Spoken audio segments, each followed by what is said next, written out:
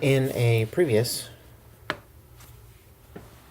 video, we constructed this planetorama from a panorama and a smart object. Since that one ran a little bit long, I thought I'd divide it up into two videos, because now in our smart object, no matter which layer we click on to select and save that to update the smart object,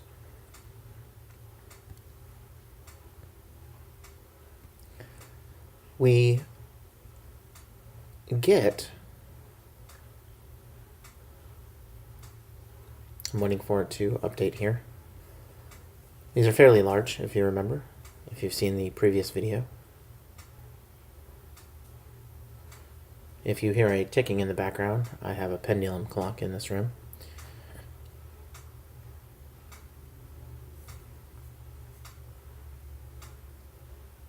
And that should update our smart object. And there it is. Now, the issue that's created is we have a seam here, straight up and down. This happens when we do this type of operation in the smart object with this filter combination. And the panorama is not 360 degrees. What we're going to do is we're going to affect this in a couple of different ways. We're going to affect a fix on each one of these seams non-destructively, but we're going to approach it in a couple of different ways. This one, I can look at that seam, and the color difference up here is pretty dramatic from one side of the photograph to the other. Right here, it's a little more dramatic as well in terms of the edges not lining up, the mountainside and what have you. Now I could go in and alter this document a little bit. I could draw, let's say, out a ruler to the halfway point here. Just going to eyeball it. All I need is a straight line to, and I could twist and excuse me, I could twist this panorama so that my horizon line, the mountaintop's lined up. But I can easily fix that with a repair here. And what I'm going to do is I'm just going to start with a selection tool. These were covered in previous videos, more than likely.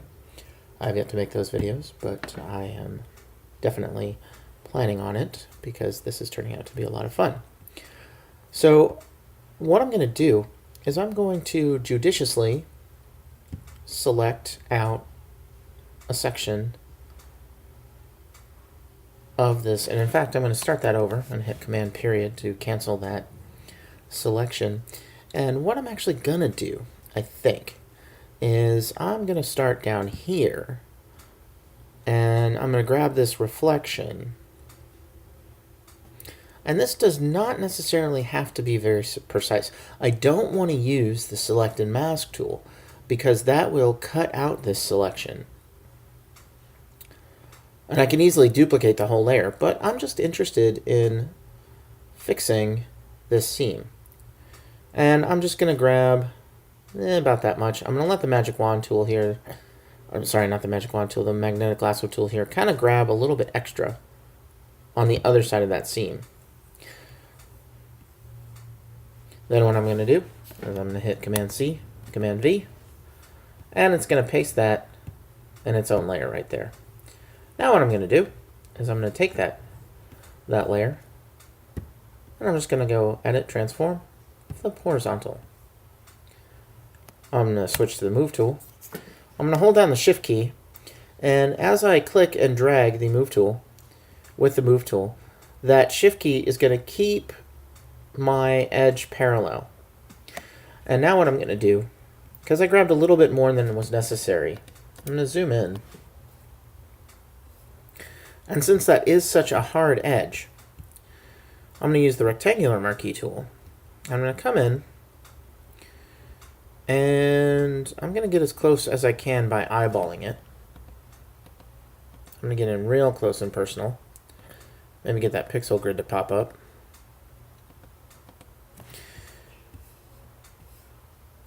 And so I don't get myself lost, I'm going to kind of do this a little bit intermediately. So I've got the marquee tool set to add to my selected area. I can switch to the regular one. And if I hold down the shift key, it's going to do the same thing. So I'm holding down the shift key. And I'm just going to make sure that I select out this extra bit of sky. And, you know, I'm going to let this go all the way to the top of the document, just real quick. It is a large document. And I'm just going to let it select the rest of that.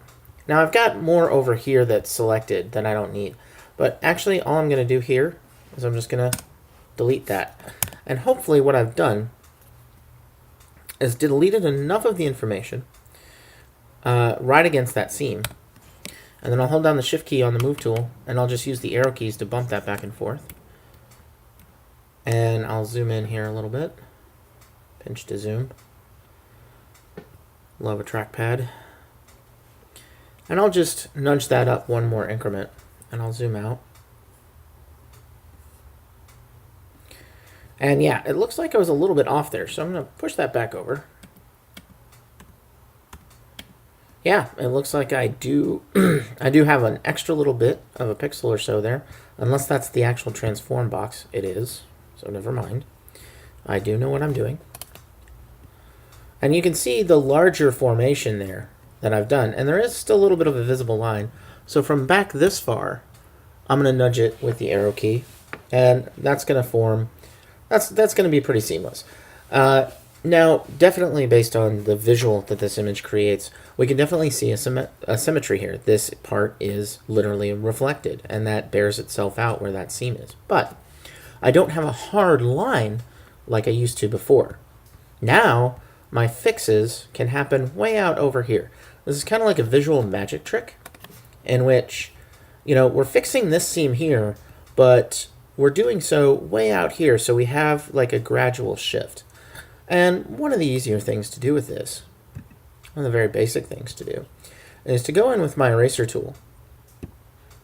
Make sure my hardness is set to 0.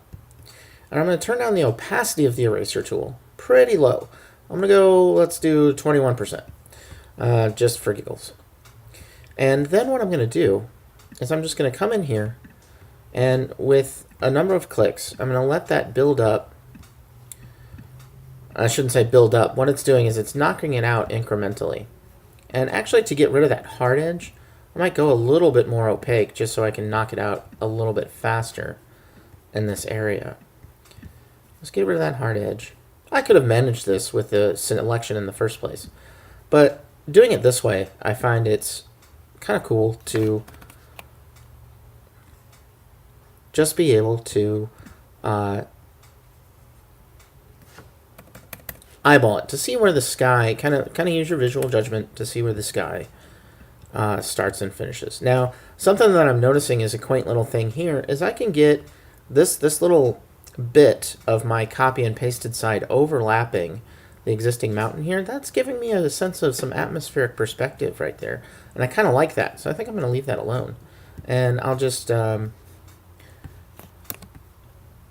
crank down the opacity on my eraser again. And I'll just let this area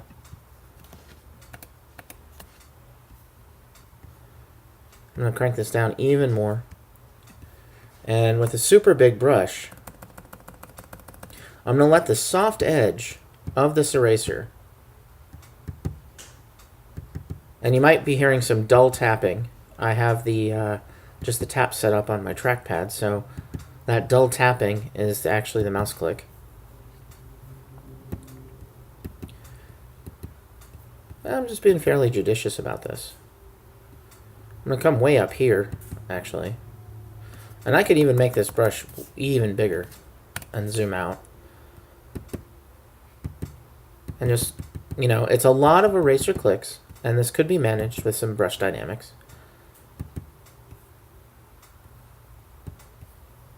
But I'm just going to get a subtle change in there.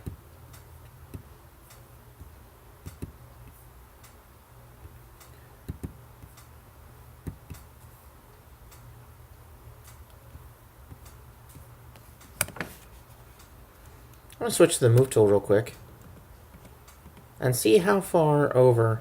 It looks like I kind of overdid it with the size of my brush.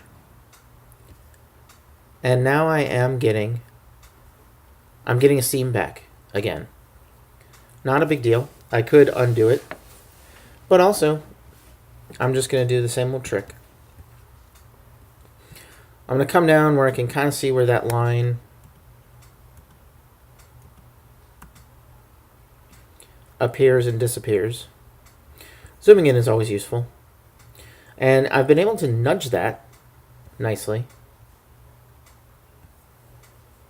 I'm getting some, I'm not sure if that's a rendering issue based on how, nope, that's actually some pixelation lines there. But what I'm going to do here is I'll just repeat my process with the rectangular marquee tool. This time, I'm going to overgrab. I am going to grab a section of that seam. I'm coming down about this far. Then instead of just a simple Command-C, Command-V, copy-paste, I'm going to go up to Edit. I'm going to do Copy Merged. What this does is this not only copies the elements, the visual elements that you have on the active layer over here. This is my active layer, this light gray one. It will also copy anything else that's a visible layer within the selected area. So it's also going to capture some visual material from layer 0 here. I'll do Copy Merged. And this is a bigger file, so when you copy merge something like this, it might take a while. And I don't know if my screencast recording is also taking up, it's probably taking up some valuable memory that would actually make this performance go faster. But needs must as the devil drives. So, I've copy merged, now I'm just going to paste it. And like I did just previously, I'm going to go up under Transform, and I'm going to flip that horizontally. And then again, I'm just going to switch to the Move tool, hold down the Shift key, and drag that sucker over. I'm kind of eyeballing it here.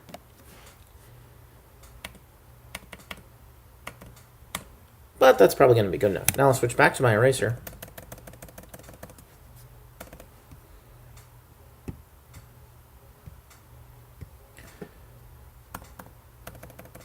Get the brush size down. If you hear a series of repetitive clicks, that's just me resizing the brush with the bracket keys that are between the P key and the backslash key. Forward slash? I never know. It's the key that's got the vertical divider underneath the delete key, usually on a keyboard. And I'm just going to use the eraser on a slightly higher opacity setting. One thing I can do to keep my edge straight is if I click once, then I'll hold down the Shift key, and I'll click again. And what this does is this uses the two clicks, the one here and the one here, as the 2 points to which the brush will then form a straight line. It's a nice little trick to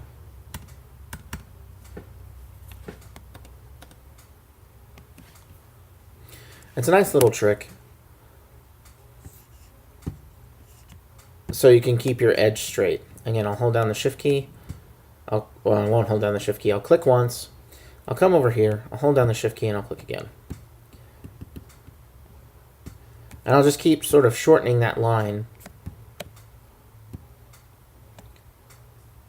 Get it to fuzz out here.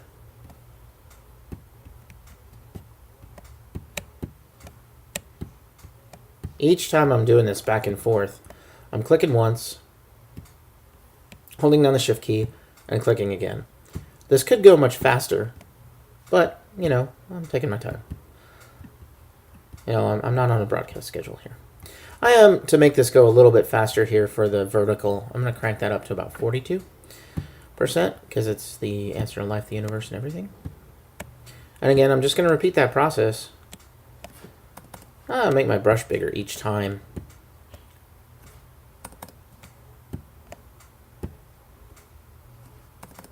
In any of these cases, as I'll be saying throughout these demos, what I'm doing is what I've found Kind of works effectively for me. I don't really need to hold down the shift key anymore here. I'm just going to get that round edge back up there. Looks like I still got some lines there. I can fix that in a little bit different way. What I'll show you here is the use of the spot healer. Spot healer has a few choices. We have our brush. Typically, in a sky like this, the softer the brush, the better. And also, kind of the bigger the brush, the better. Because what the spot healer does is it grabs from the layer settings that you set. In this case, it's up here at the checkbox. It's going to sample all of the visible layers. And it's going to be content aware. You can create a texture or you can do a proximity match. Proximity match would probably be useful here as well. But my document is actually just big enough that it's going to take a while for that to process.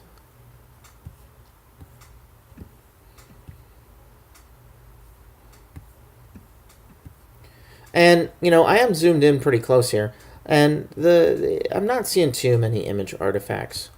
Even if I squint, nothing's really sticking out to me, so I'm just going to zoom out and see how that looks. Got a nice, interesting little storm cloud thing going on there. But I'm just gonna knock this back almost into like a pyramid. I'm gonna try to develop just a faint visual edge, just a triangular, angular edge there as I go up, and I think that's gonna be adequate right there. And you can see here.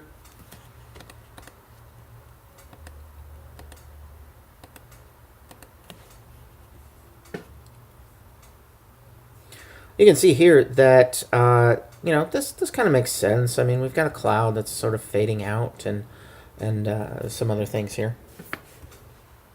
But another slight difficulty here is this hard edge that I've got from the sampled area of the lighter reflection of the lake. And then I'm just gonna drop my opacity down, or I'm sorry, my brush size. I'm gonna go ahead and merge these layers because I want them playing together well. In the end, I am going to go ahead and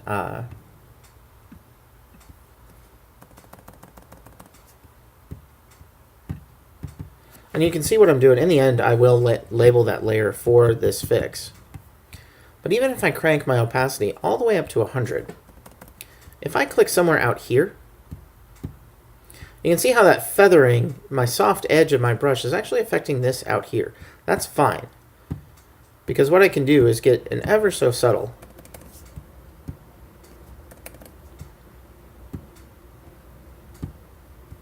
and it looks like my my computer is struggling a bit here.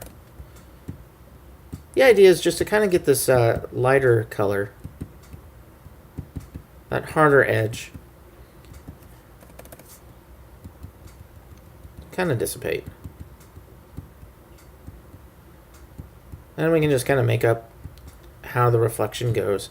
You know, there's a visual logic here.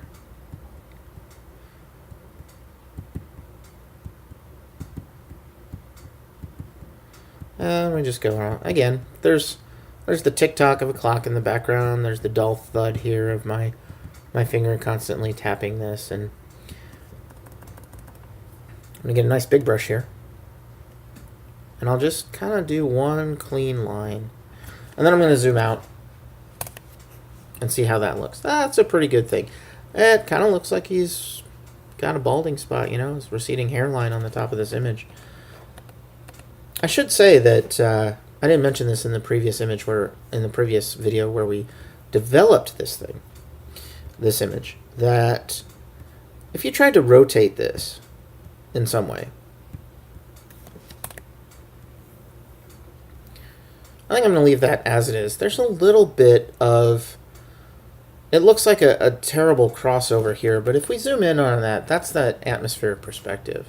But what I was going to say is the smart object, the way this works, you can't really rotate this whole thing. You'll have a different effect if you end up rotating that image.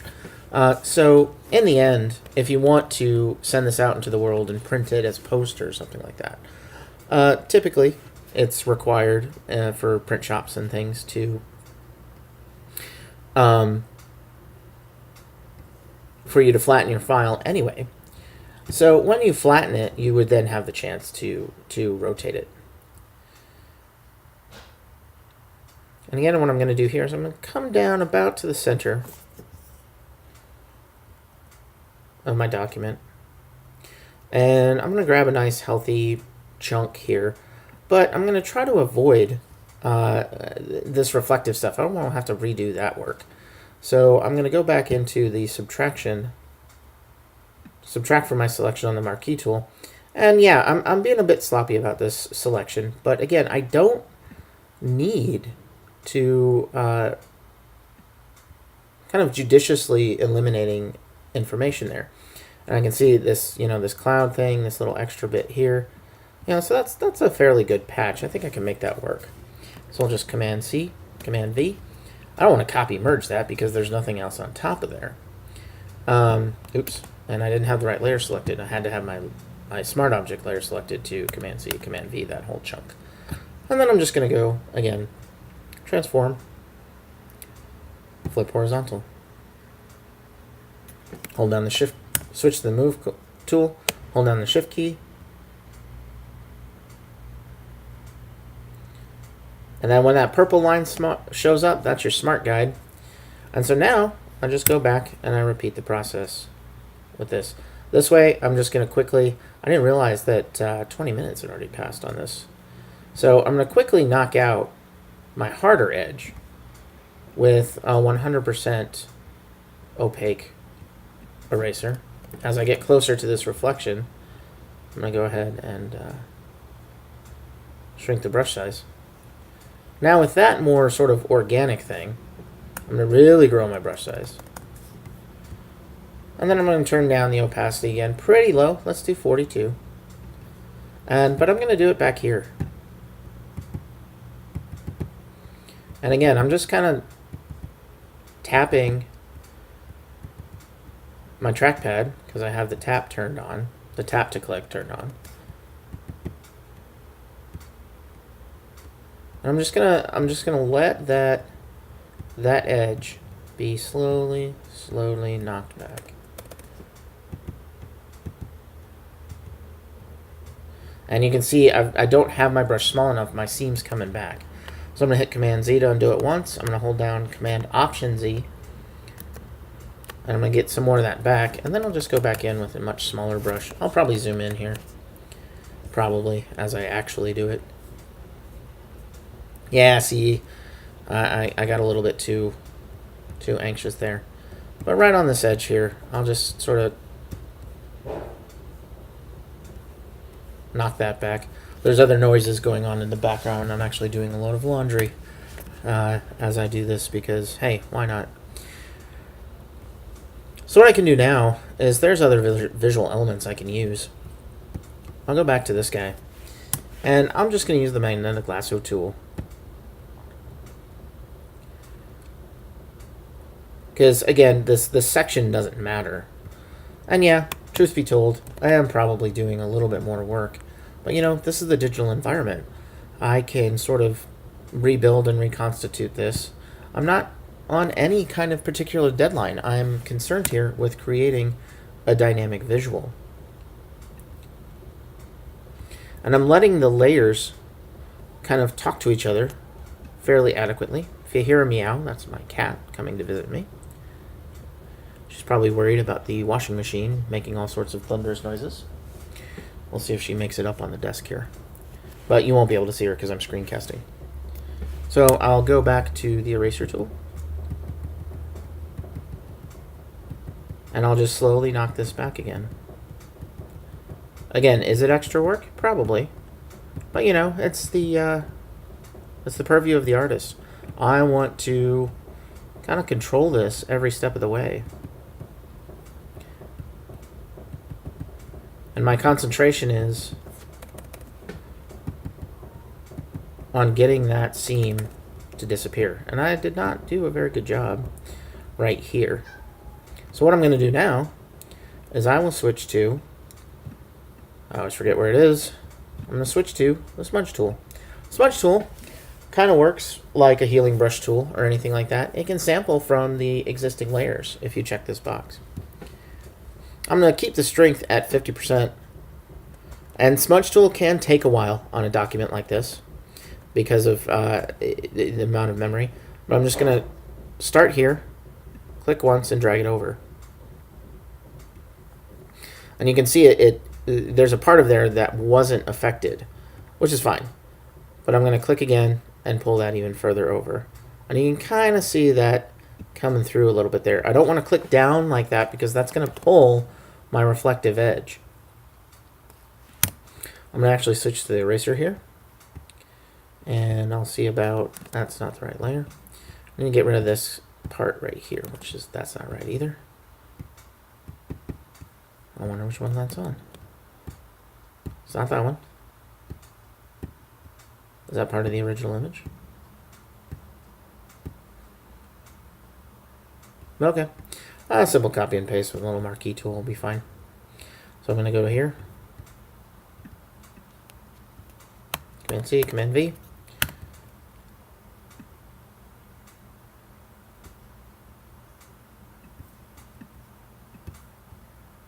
There it is.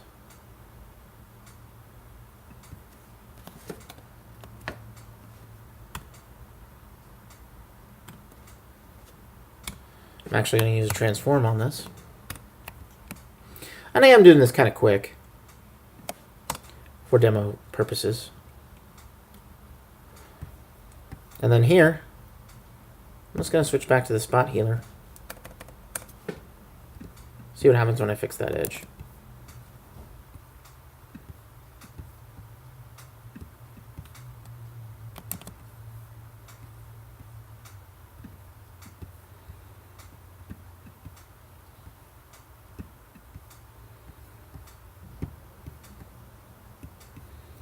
Got a little bit grainy there, pixelated when I stretched it, and the spot healer is just doing its job. Raise this size up there. I am working awfully close, so I'm not kind of confident how that's going to turn out. But let's look. Yeah, I've got a little bit too fine of an edge there, too detailed of an edge. So I'm actually going to come in here, switch to the eraser, go up real big. And actually, right now what I'm going to do is I'm going to take all of these guys, my layer panel, I'm going to merge those. I'm going to call this Lake Mountain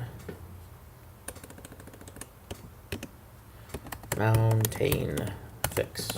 So there we go.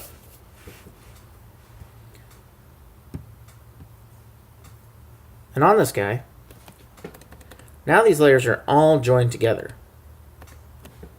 All my fixes for this guy. What I'll do is I'll come up here to where this edge is bothersome.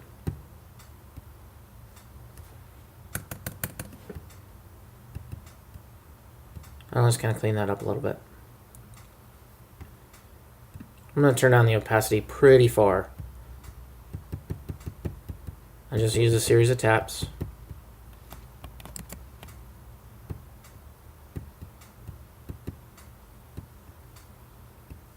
To get that color. That transition's a little rough. I probably would have wanted to come over a little bit farther. But for the most part, that is how you would approach fixing that seam, or how I approach fixing the seam with my students. The idea is to use what's already available, take a look at other elements that can adequately fill your need, and then allow that magic trick to happen, as I was talking about. My seam is actually running right down the middle. But if I adequately repair that seam there by just obfuscating it, and then actually fix the transition out here, it's like if you put a Band-Aid down on your skin over a cut, and then use some makeup further out to blend your skin color into the edge of the Band-Aid. It's kind of the same principle. So I hope that was useful for you. And and I will start a new recording for the next one. Thank you very much.